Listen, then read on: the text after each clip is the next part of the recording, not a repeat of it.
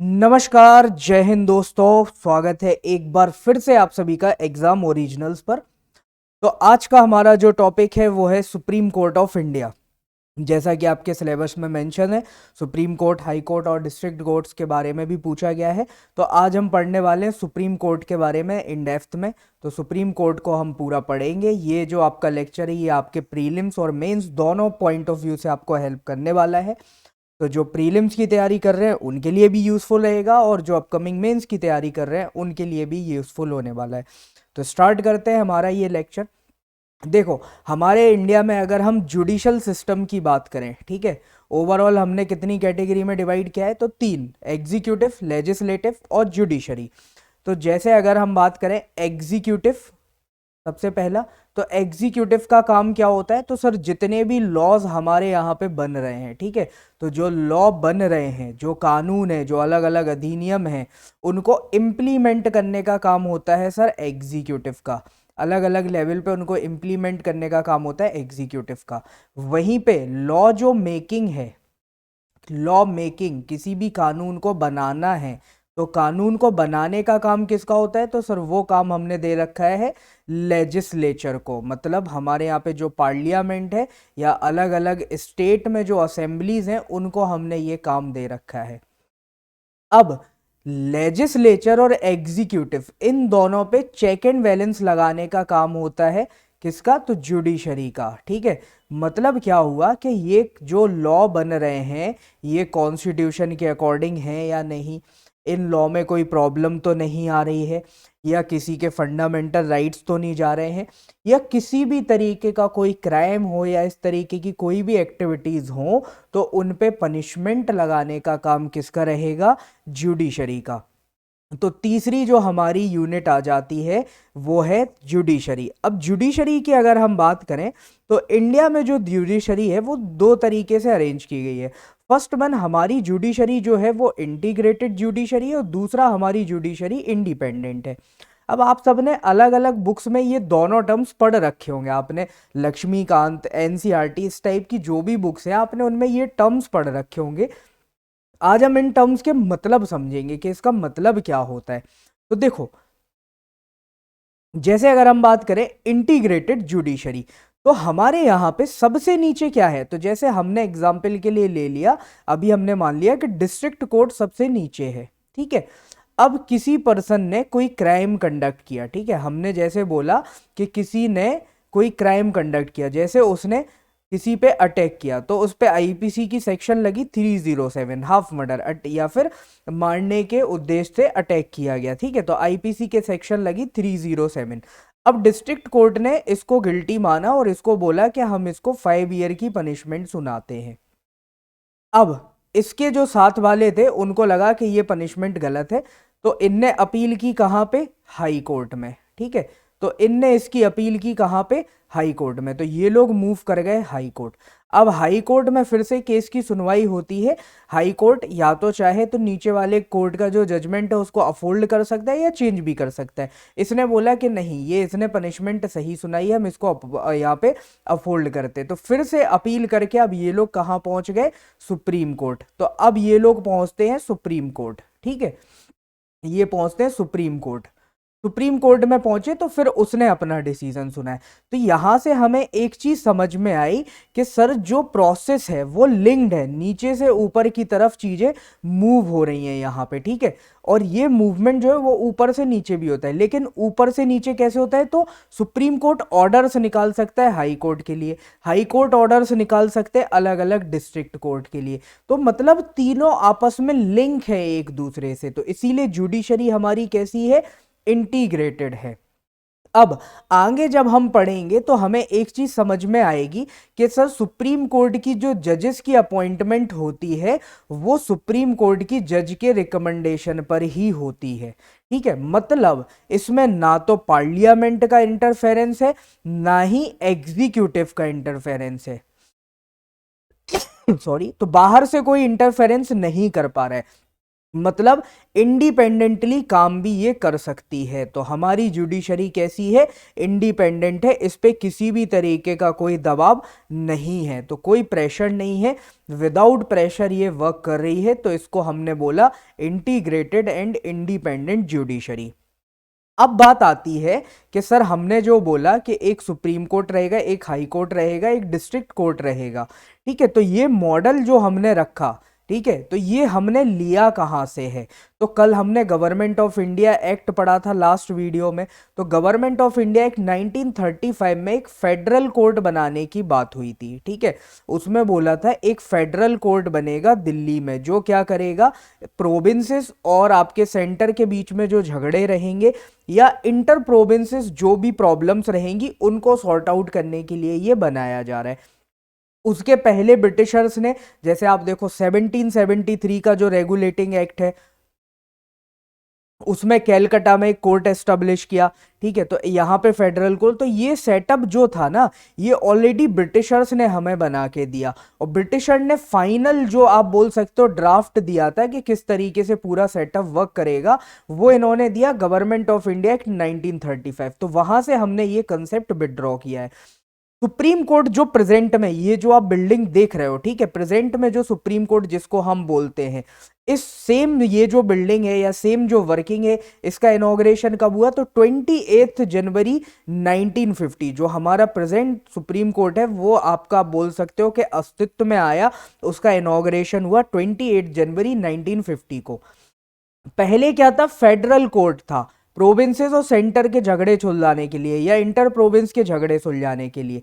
तो यही federal court को हमने बाद में सुप्रीम कोर्ट बोला, लेकिन हमने क्या बोला कि अब ये केवल और केवल फेडरल कोर्ट नहीं रहने वाला है, कि केवल ऐसा नहीं है कि ये प्रोविंसेस के ही झगड़े सुलझा रहे हैं, मतलब अलग अलग स्टेट के झगड़े सुलझा रहे हैं या सेंटर स्टेट के झगड़े सुलझा रहे हैं। ये क्या करेगा, इंटीग्रेटेड भी हमने इसको रखा है, तो हाई कोर्ट से अपील भी यहां पे की जाती है, तो ये हाईएस्ट कोर्ट ऑफ अपील रहेगा, ट्राइब्यूनल्स के भी केसेस सुनेगा, फंडामेंटल राइट्स का वायलेशन हो रहा है तो वो केसेस भी सुनेगा, कॉन्स्टिट्यूशन का वायलेशन हो रहा है तो वो चीजें भी ये सुनने वाला है। तो ये बोल दिया हमने हाईएस्ट कोर्ट ऑफ अपील है।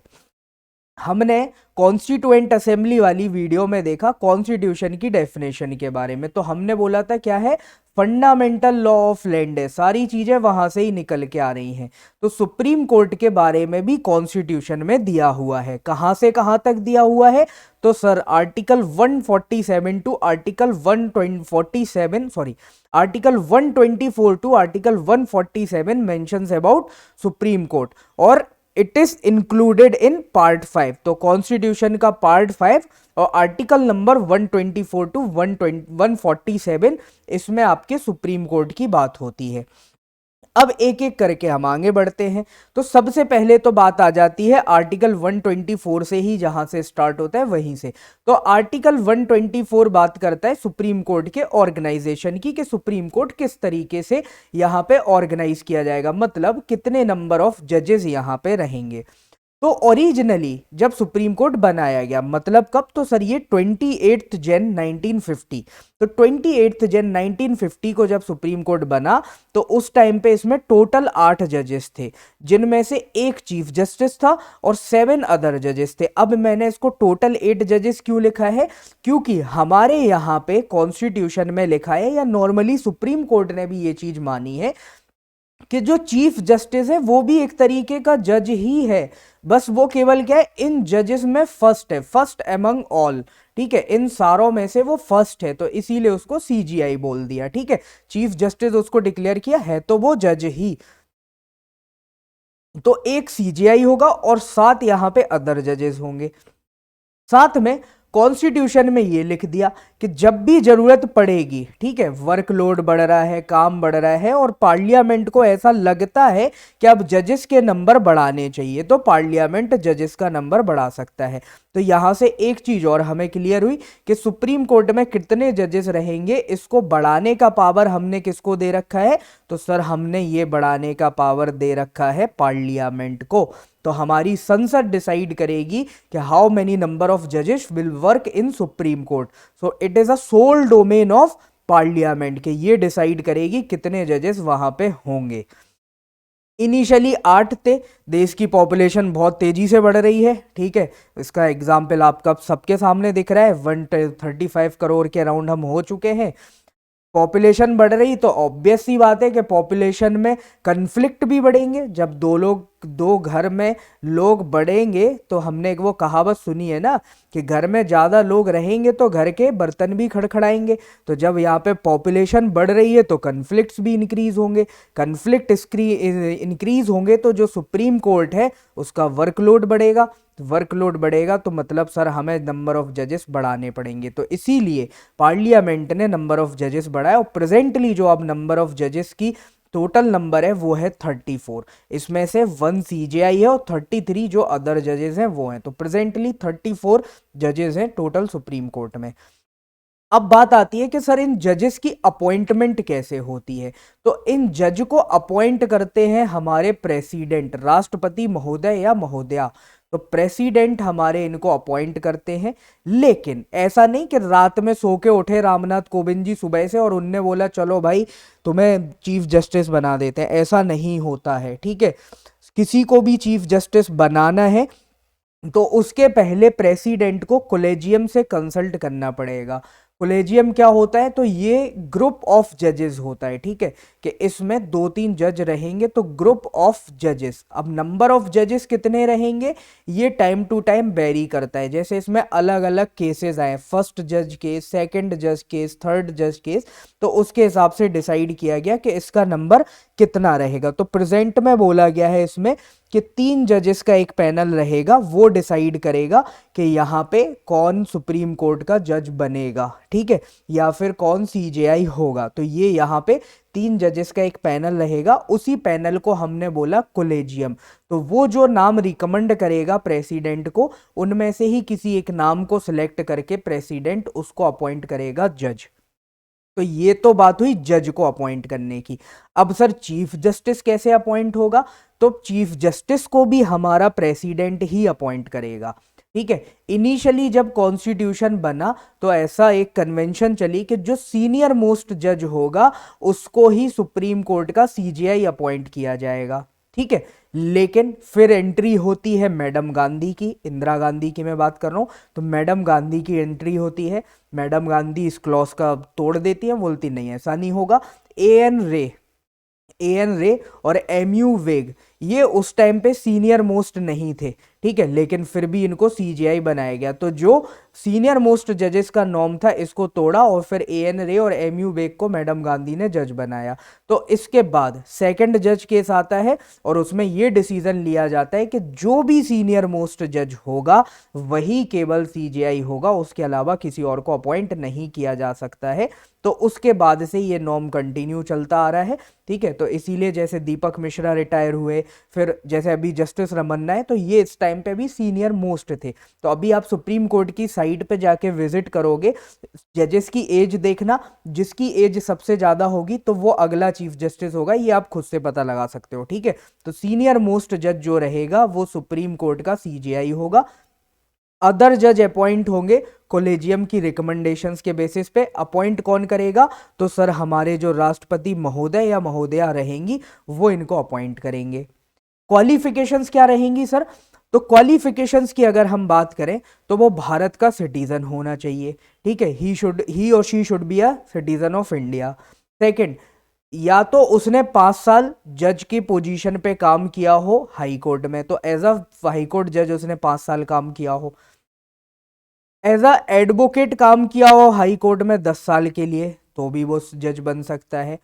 या फिर प्रेसिडेंट जो है उसकी नज़र में एक डिस्टिंक्ट ज्यूरिस या फिर डिस्टिंग्विश ज्यूरिस होना चाहिए प्रेसिडेंट की नज़र में। अब देखो यहाँ पे सबसे इंपॉर्टेंट बात क्या आती है जो बच्चे मिस कर देते हैं यहाँ पे, कि ये जो कंडीशन है ही और she should be a citizen of India, it is a compulsory condition, it is mandatory कि इंडिया का सिटीजन तो होना ही चाहिए, ये मैंडेटरी है। लेकिन ये जो कंडीशंस है ना बाद की 3, ये मैंडेटरी नहीं है, इनमें से कोई भी एक कंडीशन होनी चाहिए। यहाँ पे देखो सब में और लगा हुआ है, ठीक है, तो इनमें से कोई भी एक कंडीशन भी फुलफिल होती है तो उसको जज बनाया जा सकता है। चाहे वो 5 साल हाई कोर्ट का जज हो, चाहे वो 10 साल हाई कोर्ट में एडवोकेट हो, या प्रेसिडेंट को ऐसा लगता है कि भैया तू जज बनने के लायक है, तेरे में वो काबिलियत है, तेरे में वो जिगरा है, तो प्रेसिडेंट भी बना सकता है। ठीक है, तो प्रेसिडेंट की नज़र में अगर वो जिगरे वाला लग रहा है इसको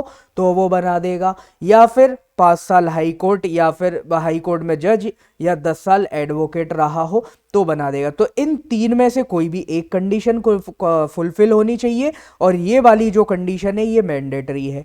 सबसे इंपॉर्टेंट बात क्या है, कभी आपसे एग्जाम में पूछे कि the minimum age for the supreme court जज इज 35 ईयर और 30 ईयर, इस टाइप का कुछ आता है, या ऐसा बोला जाता है कि मिनिमम एज कितनी है, 30, 35, 25 या नन ऑफ द एबव, तो हमेशा आपको आंसर लगा के आना है नन ऑफ द एबव। क्यों सर?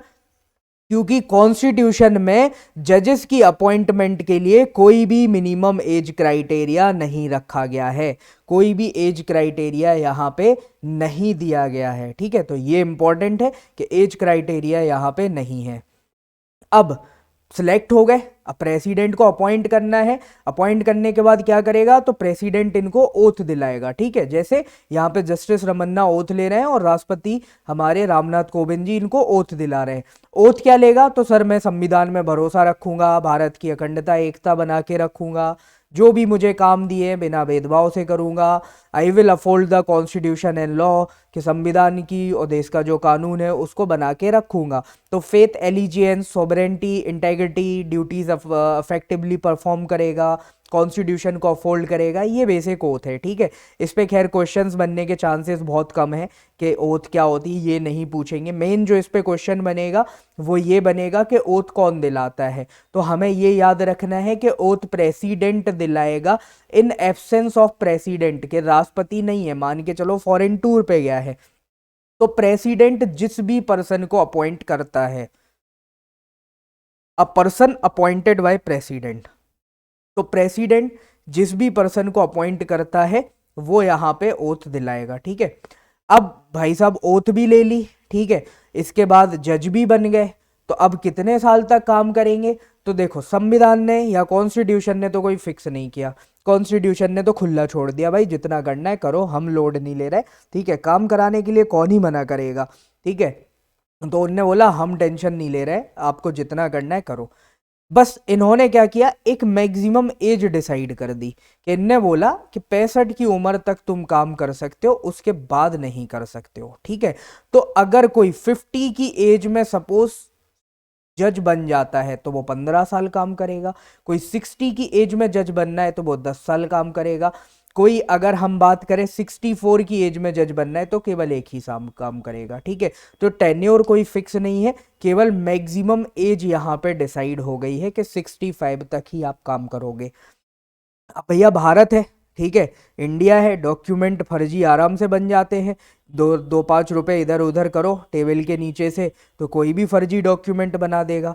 तो फिर सवाल ये उठता है कि सर किसी जज ने, ठीक है, किसी जज ने अगर कोई इलीगल डॉक्यूमेंट बना लिया, फर्जी डॉक्यूमेंट बना लिया, अपनी डेट ऑफ बर्थ गलत बताई, ठीक है, और बाद में पता लगता है, तो एज रिलेटेड अगर कोई भी इशू आ रहा है तो उसको सॉर्ट आउट कैसे किया जाएगा, तो भाई ये डिसाइड होगा प्रेसिडेंट से। प्रेसिडेंट एक अथॉरिटी बनाएगा, वो डिसाइड, मतलब प्रेसिडेंट खुद नहीं करेगा, वो एक अथॉरिटी को बोलेगा कि आप इस प्रॉब्लम को सॉर्ट आउट करो, लेकिन वो अथॉरिटी कैसी होगी, क्या करेगी, वो डिसाइड करने का काम किसका रहेगा, प्रेसिडेंट का। ठीक है, जैसे आपके साथ भी बहुत सारे फ्रेंड्स होंगे अभी जो प्रिपरेशन में होंगे, कि कोई बॉर्न 94 का है और डेट ऑफ बर्थ उसने मार्कशीट पे 95 लिखा रखी है।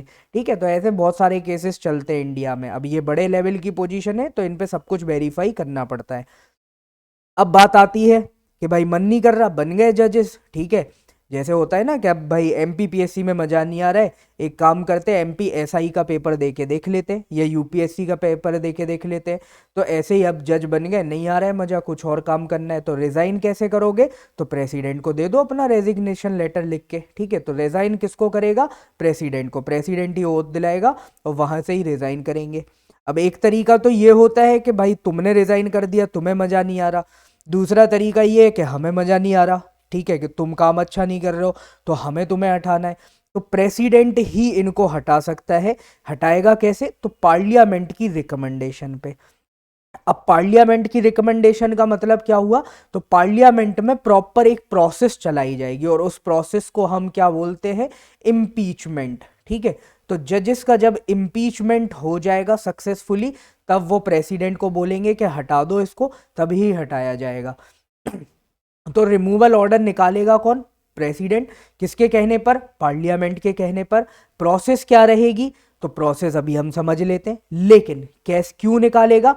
तो केवल दो ही ग्राउंड है, प्रूव्ड मिसबिहेवियर और इनकेपेसिटी। या तो वो उस पोस्ट पे जिस पे बैठा है, जज है या सीजेआई है, वो उस काम को करने के लिए कैपेबल नहीं है, जो पर्टिकुलर रिक्वायरमेंट वहां पे चाहिए वो फुलफिल ना करता हो, या मान के चलो कोई पागल हो गया जज, ठीक है, तो अब उसको हटाना है, इनकेपेबल हो गया। तो या फिर किसी के साथ उसने मिसबिहेव किया हो, अपने पावर का मिसयूज किया हो, तो ऐसा कोई प्रूव्ड मिसबिहेवियर है या फिर इनकैपेसिटी है, तो इस केस में ही उस जज को हटाया जा सकता है। केवल ये ग्राउंड्स ही दिए गए हैं रिमूवल के। अब हटाया कैसे जाएगा? तो हटाने के लिए लोकसभा या राज्यसभा दोनों हाउस में प्रोसीडिंग स्टार्ट की जा सकती है। अगर आप लोकसभा में प्रोसीडिंग स्टार्ट कर रहे हो तो मिनिमम 100 मेंबर का सपोर्ट चाहिए। ठीक है, इसको चेंज कर लेना, यहाँ पे आरएस नहीं, यहाँ पे एलएस लिख लेना। लोकसभा के केस में 100 मेंबर और राज्यसभा के केस में यहाँ पे आरएस कर लेना। राज्यसभा के केस में 50 मेंबर का सपोर्ट चाहिए। जब ये 50 मेंबर्स राज्यसभा में या 100 मेंबर्स लोकसभा में एक मोशन लेके आएंगे, ठीक है, मोशन मतलब एक कागज सिंपल सा जिस पे लिखा होगा कि हम ये जज को हटाने के लिए प्रोसीडिंग इनिशिएट करना चाह रहे हैं। अब वो जो मोशन रहेगा उसको सबमिट करेंगे किसको? तो राज्यसभा के केस में चेयरमैन को और लोकसभा के केस में स्पीकर को, उसके पास सबमिट किया जाएगा। उसके बाद क्या है? अब ये सोनली डिपेंड करता है चेयरमैन और स्पीकर के ऊपर कि वो चाहें तो उसको एडमिट भी कर सकते हैं और रिजेक्ट भी कर सकते हैं। जैसे नो कॉन्फिडेंस मोशन होता है, अविश्वास प्रस्ताव, कि अगर उसको अपोजिशन पार्टी लेके आ रही तो एक कंडीशन है कि स्पीकर को एडमिट करना ही पड़ेगा, लेकिन यहां पे वो कंडीशन नहीं है। यहां पे स्पीकर एडमिट भी कर सकता है और रिजेक्ट भी कर सकता है, दोनों चीजें पॉसिबल हैं।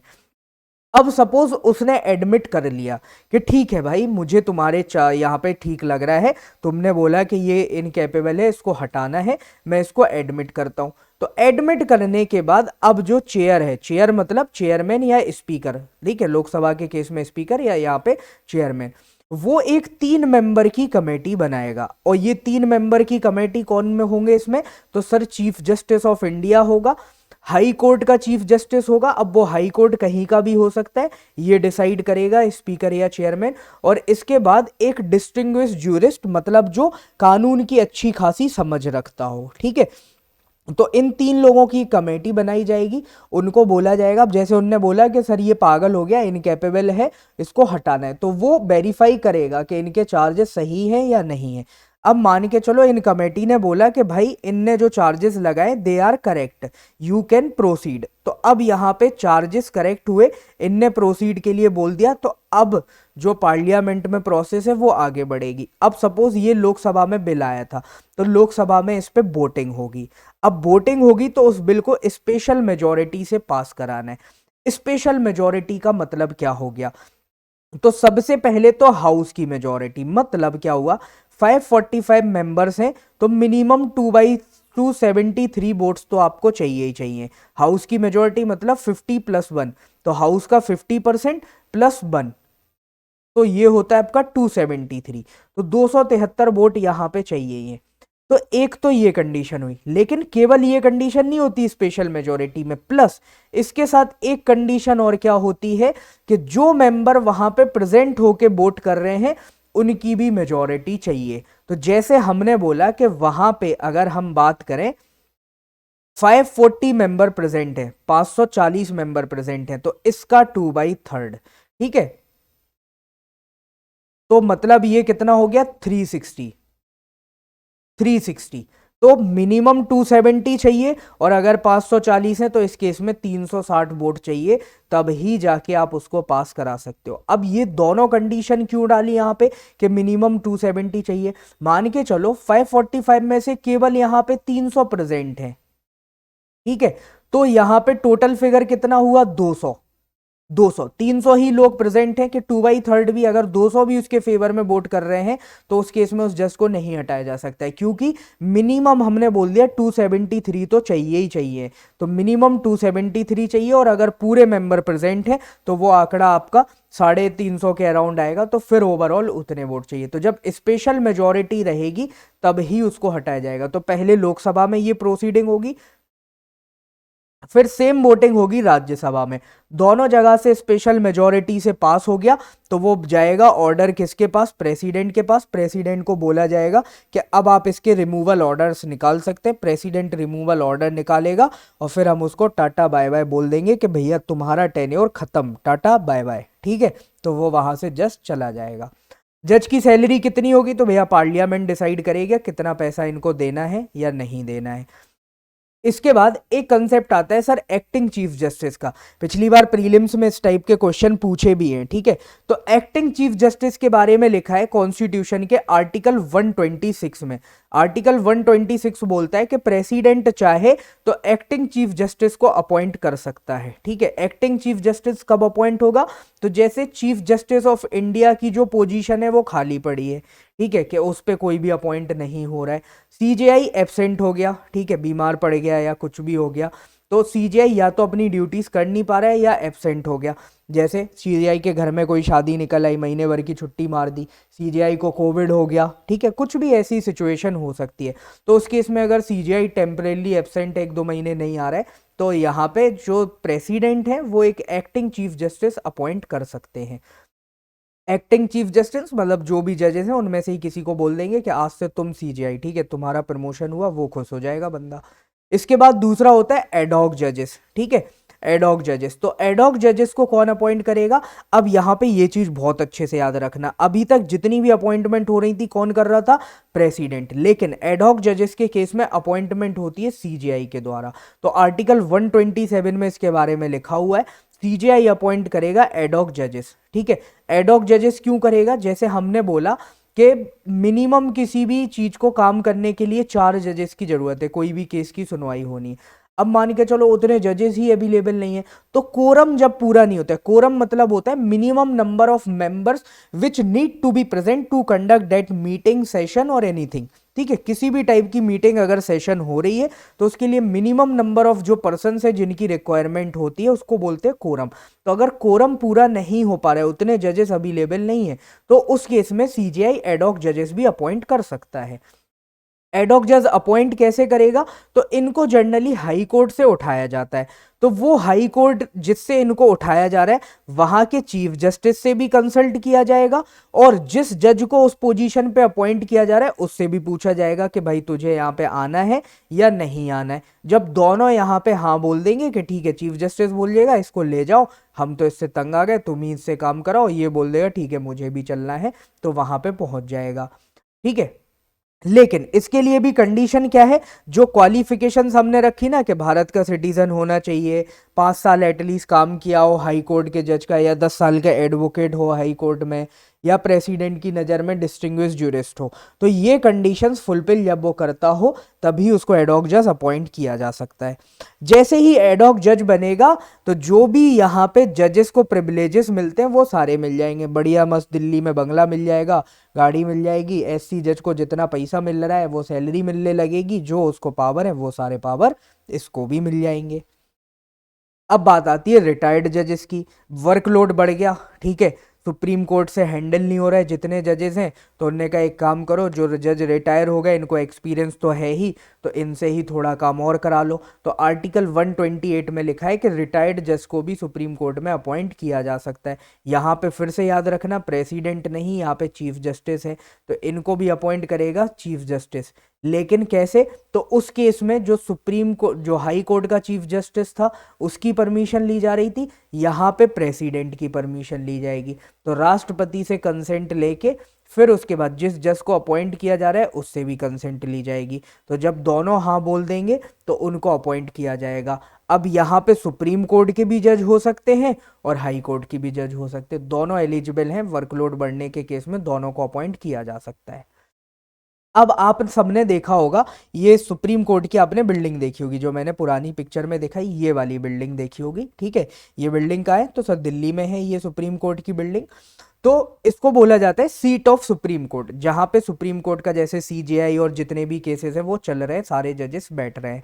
तो कॉन्स्टिट्यूशन ने बोला कि सुप्रीम कोर्ट की जो सीट रहेगी वो दिल्ली रहेगी, ठीक है। मेन जो यहाँ पे सुप्रीम कोर्ट रहेगा वो दिल्ली में रहेगा।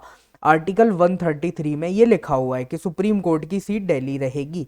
लेकिन अगर सीजेआई चाहे, भारत का चीफ जस्टिस चाहे, तो किसी अदर प्लेस, कल के दिन उसको लग रहा है तमिलनाडु वाले लोगों को दूर पड़ रहा है ये, तो हम यहाँ पे एक बेंच खोल देते हैं, ठीक है। जैसे एमपी में आपने देखा कि हाई कोर्ट की, जो हमारा एमपी हाई कोर्ट है, तो उसकी हेड बेंच क्या है, तो एमपी हाई कोर्ट की मेन बेंच है आपकी जबलपुर, ठीक है, मेन है जबलपुर। लेकिन अब सब लोग जबलपुर तक नहीं जा पा रहे हैं, अलीराजपुर वाले के लिए दूर पड़ रहा था, तो हमने बोला भाई तू चला जा इंदौर बेंच पे, ठीक है। फिर मुरैना वाला बोला, भिंड वाला बोला सर हमें भी दूर पड़ रहा है, तो हमने बोला कि ग्वालियर में भी एक बेंच खोल दो, ठीक है। तो ऐसे हमने 2 बेंचेस ओपन कर दी, लेकिन मेन बेंच कौन सी है, जबलपुर। तो ऐसे ही सुप्रीम कोर्ट को अगर लगता है सीजेआई को कि यार तमिलनाडु वाले बंदे के लिए ये दूर पड़ रहा है, केरला वाले के लिए, एक काम करते हैं एक साउथ में बेंच खोल देते हैं या नॉर्थ ईस्ट में एक बेंच खोल देते हैं, तो वो वहां पे खोल सकता है। तो सीजेआई को अगर नेसेसरी लगता है तो वो किसी दूसरे प्लेस को भी सुप्रीम कोर्ट की सीट बना सकता है, लेकिन ऐसा करने के लिए उसे राष्ट्रपति से, प्रेसिडेंट से अप्रूवल लेना पड़ेगा। अब ये जो कंडीशन है ये ऑप्शनल है, ठीक है, ऑप्शनल है। अब ये ऑप्शनल जो एग्जाम में होता है वैसा नहीं है कि इसकी दम पे तुम्हारा सिलेक्शन हो रहा है। यहाँ पे ऑप्शनल का मतलब है कि मन किया तो करो, नहीं किया तो नहीं करो। क्वालिफाइंग पेपर जैसा है कि इसको बस निकालना है, नंबर जुड़ने वाले नहीं, सिलेक्शन पे कोई फर्क नहीं पड़ रहा है, तो ऐसे ही खोलो चाहे ना खोलो तुम्हें उस पर कोई फर्क नहीं पड़ता है। तो सीट को वहां पे करना है या नहीं करना है ये सीजेआई के ऊपर है, ये कोई कंपलसरी नहीं है, ये ऑप्शनल उसके लिए रखा गया है। इसके बाद बात आती है आर्टिकल 143। आर्टिकल 143 क्या बोलता है कि प्रेसिडेंट को ऐसा लगता है कि कोई कॉन्स्टिट्यूशनल केस है, ठीक है, या कोई कॉन्स्टिट्यूशनल मैटर है, और इस पे अब उसको लग रहा है कि यार मुझे समझ में नहीं आ रहा है, इस पे एक लीगल ओपिनियन की जरूरत है, तो उस केस में वो लीगल ओपिनियन ले सकता है किससे, सुप्रीम कोर्ट से, ठीक है। तो सुप्रीम कोर्ट से वो उस केस में, कॉन्स्टिट्यूशनल केसेस में लीगल ओपिनियन ले सकता है, कॉन्स्टिट्यूशनल केसेस को वहां पे रेफर कर सकता है। जब भी ऐसे कोई केस आते हैं तो मिनिमम 5 जजेस की बेंच होनी चाहिए, ठीक है। तो सुप्रीम कोर्ट में क्या होता है, 1 जज की भी बेंच होती है, ठीक है, 3 की होती है, 5 की होती है, 7 की। ये हमेशा ऑड में चलते, इवन में नहीं चलते, क्योंकि फिर मेजॉरिटी नहीं आ पाएगी। 1 की है तो उसने जो फैसला सुना है वही माना जाएगा, लेकिन 2 की है तो टाई हो सकता है, एक बोल रहा है कि मैं इसके फेवर में दे रहा हूँ, एक बोल रहा है अगेंस्ट में, तो इसीलिए 1 3 5 7 ऐसे ऑड नंबर ये चलते हैं। तो 1 की बेंच होती है, 3 की होती है, मतलब इसमें 3 जजेस बैठ के केस सुनेंगे, इसमें 5 जजेस सुनेंगे, तो ऐसे अलग अलग होते हैं, ठीक है। जैसे केशवानंद भारती केस में 11 जजेस की बेंच थी, राम मंदिर वाले में 5 जजेस की बेंच थी। तो ऐसे जब भी कोई कॉन्स्टिट्यूशनल नेचर के केस आते हैं जिनको प्रेसिडेंट रेफर करता है, उसमें मिनिमम 5 जजेस की बेंच होनी चाहिए, ठीक है। अब यहाँ पे कोर्ट के लिए क्या रूल्स होंगे ये डिसाइड भी कौन करता है, तो सुप्रीम कोर्ट के, कोर्ट की कार्यवाही कैसे होगी, क्या काम होंगे, ये सारी चीजें डिसाइड कौन करेगा, सुप्रीम कोर्ट। लेकिन इन सब के लिए पहले उसको अप्रूवल लेना पड़ेगा किससे, प्रेसिडेंट से। जैसा मैंने पहले बताया कि जजमेंट हमेशा मेजॉरिटी में होनी चाहिए। जैसे अगर 3 लोगों की बेंच है तो 2+1 का जजमेंट होना चाहिए या 3+0 का जजमेंट होना चाहिए, कि तीनों इसके फेवर में हो, एक भी अगेंस्ट ना हो। इस वाले केस में 2 फेवर में है, 1 अगेंस्ट है, तो ऐसा होना चाहिए। 1+2 नहीं हो सकता है कि 2 अगेंस्ट में है, 1 फेवर में, ऐसा नहीं हो सकता है। तो हमेशा जो भी मेजॉरिटी रहेगी उस हिसाब से डिसीजन आएगा, तो हमेशा ऑड नंबर की ही बेंचेस बनेंगी। इसके बाद जो डिसेंटिंग जज और यहाँ पे ओपिनियंस है उनको भी दिया जाएगा।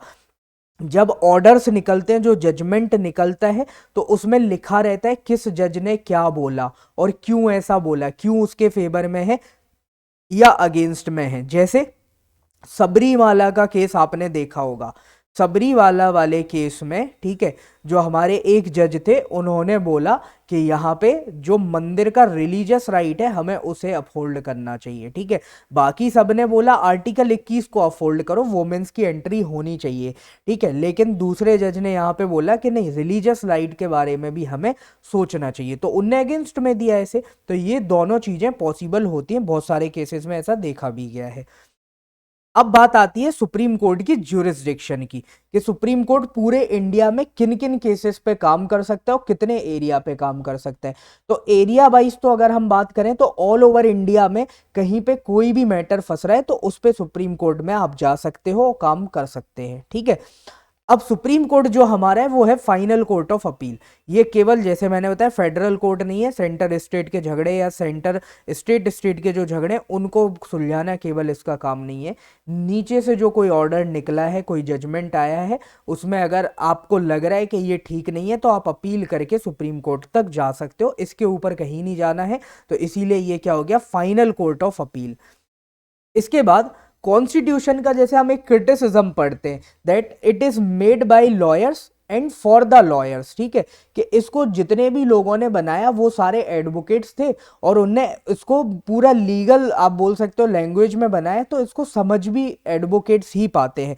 तो कभी कभी क्या होता है कि कॉन्स्टिट्यूशन में बहुत सारी चीजें ऐसी हैं जो समझ से बाहर हैं, तो उनका इंटरप्रिटेशन के इसका मतलब क्या है, तो फाइनल इंटरप्रेटर कौन होगा यहाँ पे, यहाँ पे सुप्रीम कोर्ट। सुप्रीम कोर्ट जो बोल देगा कि भाई ये चीज यहाँ पे ऐसी है, इसका मतलब ये है। जैसे सुप्रीम कोर्ट ने बोल दिया बेसिक स्ट्रक्चर, कि आप कॉन्स्टिट्यूशन के जो बेसिक स्ट्रक्चर है उसको वायलेट नहीं कर सकते हो, ये फाइनल हो गया।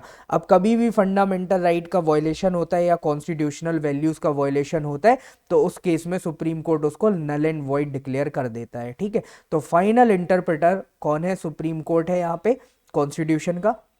इसके बाद जैसे बेसिक स्ट्रक्चर की हमने बात की, तो यहाँ पे क्या कर रहा है, कॉन्स्टिट्यूशन की बेसिक वैल्यूज कहीं खराब ना हो जाए इसी को देख रहा है ना। तो कॉन्स्टिट्यूशन का गार्जियन भी कौन है, तो सुप्रीम कोर्ट कॉन्स्टिट्यूशन का गार्जियन है।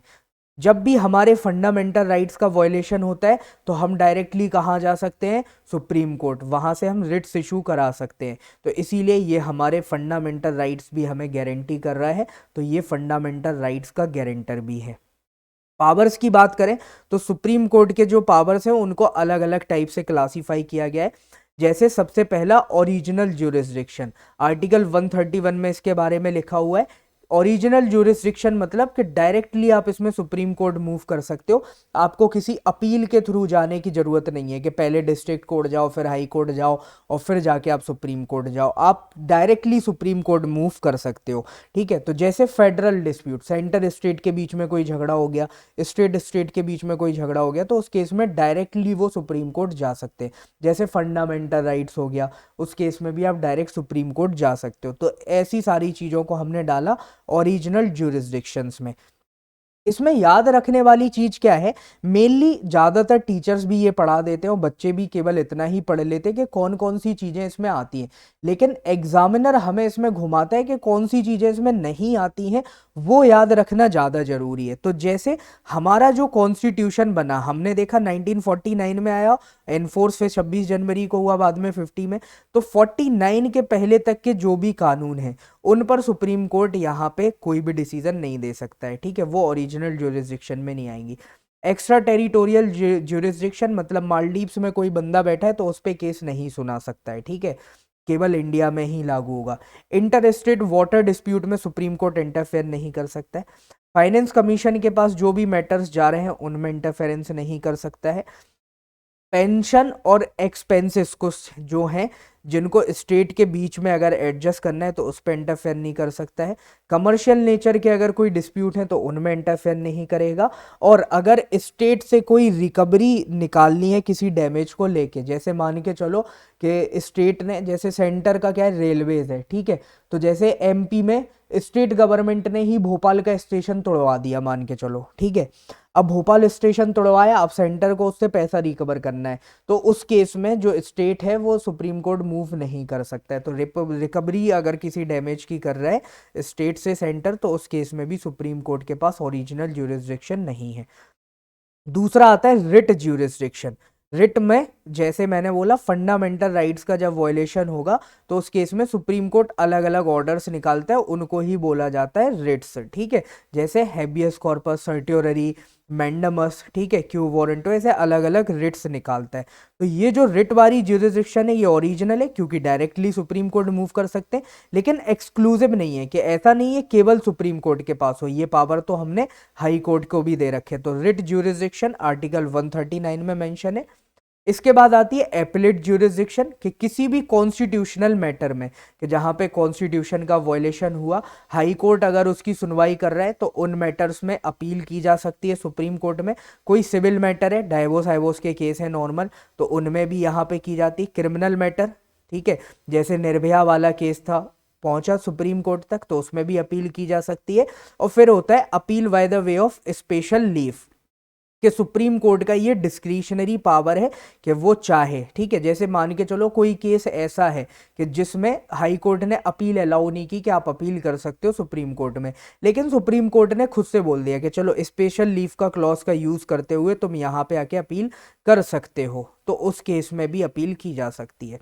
इसके बाद आर्टिकल 143 में हमने देखा कि प्रेसिडेंट जो है वो क्या कर सकता है, यहाँ पे सुप्रीम कोर्ट की ओपिनियन ले सकता है जब भी उसके सामने कोई कॉन्स्टिट्यूशनल मैटर्स आते हैं, ठीक है। तो अब कौन कौन से मैटर्स पे वो ओपिनियन ले सकता है, तो सबसे पहला तो अगर कोई पब्लिक इंपॉर्टेंस का मैटर है, ठीक है, जिसमें कानून को लेके, लॉ को लेके कोई पेच फंस रहा है, ठीक है, तो उस केस में सुप्रीम कोर्ट की एडवाइस ली जा सकती है।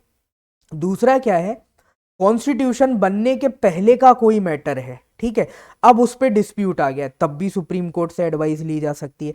तो इन दोनों केसेस में अब जैसे जो ये क्लॉज ए है कि पब्लिक इंपॉर्टेंस का कोई मैटर है और उसमें कोई कानूनी पेच फंस रहा है, तो इस केस में तो सुप्रीम कोर्ट चाहे तो एडवाइस दे सकता है या मना कर सकता है कि सॉरी सर हम नहीं दे पाएंगे, हमें नहीं पता है इसमें। लेकिन जो क्लॉज बी है इसमें बिल्कुल मस्ट है कि इसमें मना नहीं कर सकते, इसमें एडवाइस देनी ही पड़ेगी। अब जो एडवाइस मान के चलो इनने दे भी दी, तो उसके बाद प्रेसिडेंट के ऊपर है कि वो एडवाइस मानना है या नहीं मानना है, वो बाइंडिंग नहीं है कि बिल्कुल मानना ही है, वो प्रेसिडेंट के ऊपर है, वो चाहे तो इसको मान सकता है और चाहे तो नहीं मान सकता है। इसके बाद सुप्रीम कोर्ट के जितने भी रिकॉर्ड्स हैं वो सारे रिकॉर्ड्स को रखता है, तो इसीलिए इसको कोर्ट ऑफ रिकॉर्ड भी बोला जाता है। जब से ये स्टार्ट हुआ है तब से लेके अभी तक के जितने भी जजमेंट्स हैं, डिक्री हैं, ऑर्डर्स हैं, वो सारे के सारी चीज़ें यहाँ पे पड़ी हुई हैं, इनके रिकॉर्ड्स में हैं, ठीक है। दूसरा क्या है, सुप्रीम कोर्ट के बारे में आप कुछ गलत बोलोगे, जजेस के बारे में कुछ गलत बोलते हो, तो उस केस में सुप्रीम कोर्ट आप पे कंटेम्प्ट के चार्जेस भी लगा सकता है, ठीक है। कंटेम्प्ट में आपको पनिशमेंट भी दे सकता है कि आपने कोर्ट की अवमानना या अवहेलना की है, तो उस केस में भी आपको पनिशमेंट दिया जा सकता है। जुडिशल रिव्यू के पावर है, कोई भी लॉ बनता है तो वो कॉन्स्टिट्यूशन के अकॉर्डिंग है या नहीं है, तो उसको रिव्यू करने का पावर भी सुप्रीम कोर्ट के पास है, अगर नहीं है तो उसको नल एंड वॉइड भी डिक्लेयर कर सकता है। इसके अलावा कुछ एक्सक्लूसिव पावर्स इसको दे रखे, जैसे प्रेसिडेंट का अगर इलेक्शन होता है उसमें कोई डिस्प्यूट निकल के आता है तो उसको सॉल्व करना, वाइस प्रेसिडेंट का अगर कोई इलेक्शन होता है तो उसको, और ये जो दोनों चीज़ें हैं प्रेसिडेंट वाइस प्रेसिडेंट के, यहाँ पे जो डिसीजन है, डिस्प्यूट्स है, उन पे डिसीजन देना, ये इसकी ओरिजिनल ज्यूरिसडिक्शन है क्योंकि डायरेक्टली इसमें सुप्रीम कोर्ट मूव होते हैं। एक्सक्लूसिव है क्योंकि और कोई कोर्ट सुन नहीं सकता है, और जो भी ये डिसीजन देगा वो यहाँ पे फाइनल होगा, ठीक है। अब बात करें कि सर फिर दूसरा क्या, तो जैसे हमारे यहाँ पे सांसद होते हैं, ठीक है, तो मेंबर ऑफ पार्लियामेंट हो गए एमपीज, इनके केसेस होते हैं हाई कोर्ट में, ठीक है, और एमएलएस इनके केसेस भी कहाँ पे होते हैं, हाई कोर्ट में। तो इनसे रिलेटेड अगर कोई भी डिस्प्यूट है तो कंसर्निंग हाई कोर्ट में होगा। अब बात आती है कि सर प्राइम मिनिस्टर का केस कहाँ पे होगा, तो प्राइम मिनिस्टर का भी हाई कोर्ट में होगा क्योंकि प्राइम मिनिस्टर तो एक सांसद ही है ना, बस वो तो मेजोरिटी पार्टी का लीडर है, तो इसीलिए एमपी के सारे केसेस कहाँ पे होंगे, हाई कोर्ट में। यूपीएससी का चेयरमैन जो है उसको रिमूव कैसे किया जाएगा, यूपीएससी के चेयरमैन और मेंबर्स को, तो उसके लिए भी यहाँ पे सुप्रीम कोर्ट ही यहाँ पे रिकमेंडेशंस देता है कि इसको रिमूव करना है या नहीं, इंक्वायरी कंडक्ट करने के बाद, ठीक है। और अपने खुद के जो जजमेंट हैं उनको रिव्यू करना। जैसे आपने देखा होगा बेरूबारी केस आया, उसमें बोल दिया प्रीएम्बल पार्ट नहीं है, फिर LIC ऑफ इंडिया केस में बोल दिया कि प्रीएम्बल कॉन्स्टिट्यूशन का पार्ट है। ठीक है, जैसे अभी रिसेंट में आप LGBT वाला केस देखो, तो LGBT में पहले बोल दिया कि जो सेक्शन 377 है वो क्रिमिनल ऑफेंस है, बाद में बोल दिया नहीं है। तो अपने ही जजमेंट्स को भी ये चेंजेस कर सकते हैं, तो अपने जजमेंट को रिव्यू किया जा सकता है। ठीक है, तो ये सारे पावर्स सुप्रीम कोर्ट के पास अवेलेबल होते हैं। तो ये हमारा पूरा सुप्रीम कोर्ट था, हमने इसको इन डेप्थ डिस्कस किया, प्रीलिम्स पॉइंट ऑफ व्यू से भी और मेंस पॉइंट ऑफ व्यू से भी। किसी भी तरीके का कोई भी डाउट या क्वेरी होती है तो आप उस डाउट या क्वेरी को कमेंट सेक्शन में लिख सकते हैं। मैं कोशिश करूंगा पूरे तरीके से कि नेक्स्ट लेक्चर में आपके वो सारे डाउट्स और क्वेरीज मैं आपको सॉल्व करके दूं। इसके अलावा आप हमारी ऐप विजिट कर सकते हैं, वहां पर आपको इस तरीके और भी अमेजिंग कंटेंट और वीडियोस मिल जाएंगे। ये अगर आपको अच्छा लगा हो लेक्चर तो वीडियो को यार लाइक ज़रूर कर देना। इसके बाद जितना ज़्यादा हो सके उतना वीडियो को शेयर करो, और अभी तक आपने एग्ज़ाम्स ओरिजिनल्स के चैनल को सब्सक्राइब नहीं किया है तो जल्दी से जाके सब्सक्राइब करो। वीडियो को देखने के लिए आप सभी का बहुत बहुत धन्यवाद। Thank you so much. जय हिंद।